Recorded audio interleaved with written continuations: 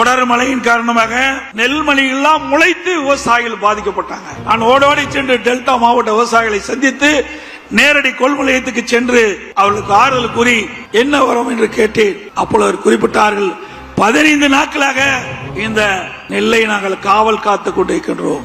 இந்த அரசாங்கம் கொள்முதல் நிலையிலே கொள்முதல் செய்யவில்லை. கொள்முதல் செய்யப்பட்ட நெல்லையும் அந்த குடோனில் அடுக்கி வைத்திருக்கிறார்கள். அது வெளியிலே சென்றால்தான் நெல் கொள்முதல் செய்ய முடியும். இப்படிப்பட்ட அவல நிலை எங்களிடத்தில் இருக்கின்றது. கடுமையாக பாதிக்கப்பட்டு விட்டோம் என்று சொன்னார்கள்.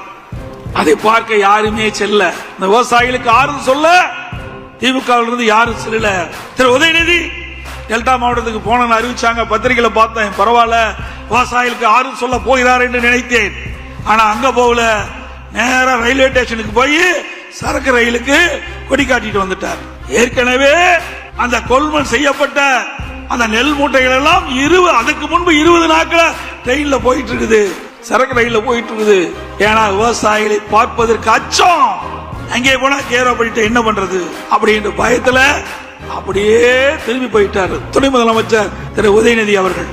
விவசாயிகளை இன்றைக்கு நஷ்டத்திலே தள்ளி அரசாங்கம் திராவிட முன்னேற்ற கழக அரசாங்கம்.